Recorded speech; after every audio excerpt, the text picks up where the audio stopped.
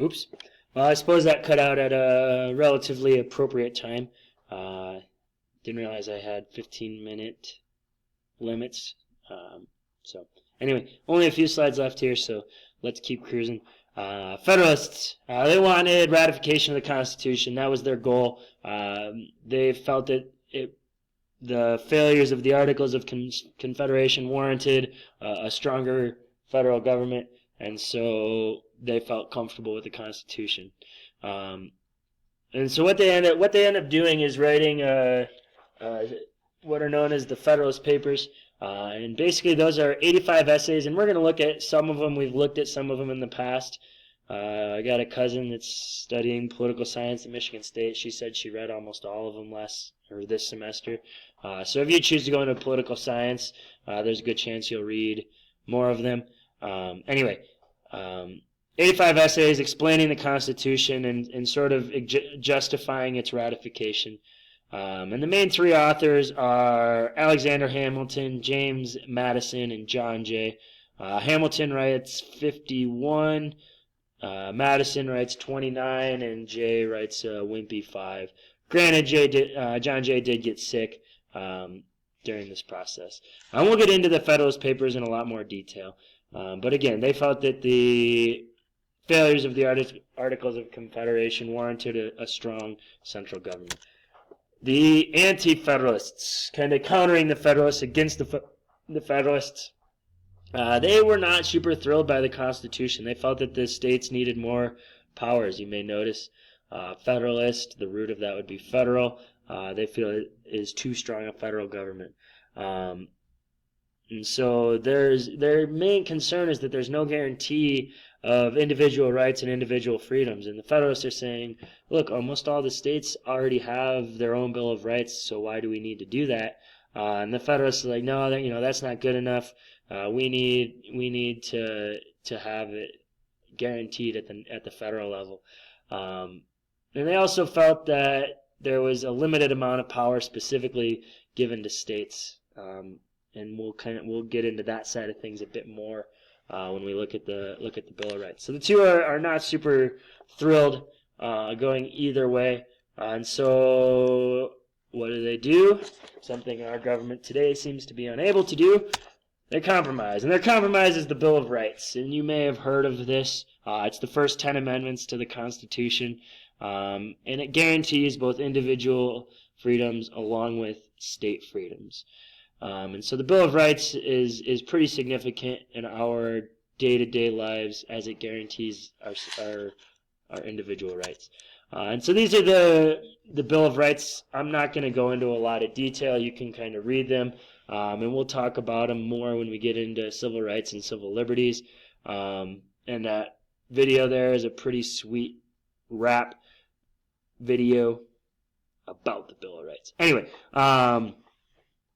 so our Constitution has been amended only 27 times, which given that it's, 230-ish years old, and the first 10 came within 4 years of its ratification, that's not that many times. And basically, if you look on page 11 in your books, it's basically doing this to determine who gets what and when within our government.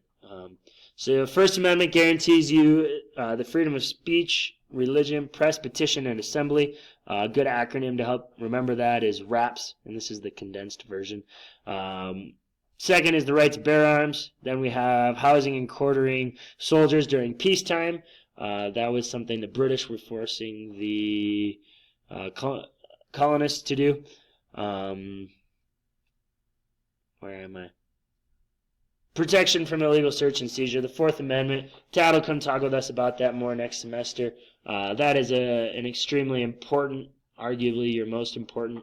But then 5 and 6 are pretty important. They're all important. It's hard to choose one. Due process, your right to due process. Due process is dealing with criminal cases. You have the right to be indicted, meaning be told what your crime was. You can't have double jeopardy, meaning if you're found innocent, that's it. That's the end. They can't keep charging you with the same crime over and over until they finally get you. you can't bear witness against yourself. Self-incrimination is what that's known as. That's kind of one of your main Miranda rights. And then the other parts of your Miranda rights come in, I believe it's in the 6th Amendment. Speedy and public trial by jury. You have the right to an attorney. So when you think of the Miranda rights and you have the right to an attorney, anything you say can and will be used against you. That's dealing with the 6th and then the 5th Amendment. Right to a jury in civil trials where the amount in question exceeds $20. Oh, shoot, we looked it up. You should look it up. I can't remember how much it is today. That has grown drastically. So you do have the right to a jury in civil cases. It does prohibit excessive bail or fines, as well as cruel and unusual punishment. And if you think back to the case we looked at with the inmates in Texas, cruel and unusual punishment typically has the greatest impact on current inmates. So there's that.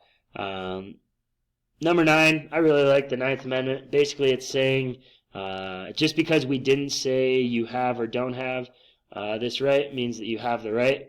Kind of protecting anything they may have forgotten. If you expect them to go through and outline everything, then anything they forgot would be something you wouldn't have. So it's probably a good thing. And then lastly, the 10th Amendment, and this is a good one with the federalism, and help to appease the anti-federalists. Powers not given to the federal government nor denied to the state governments are reserved for the states.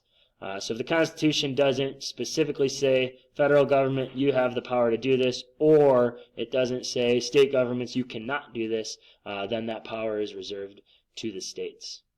And over the years, the federal government has done a lot to broaden that power. But again, that'll be something we'll look at in more detail with federalism. So that's going to wrap it up for now. Our next piece we'll be looking at will be the Constitution. So take care.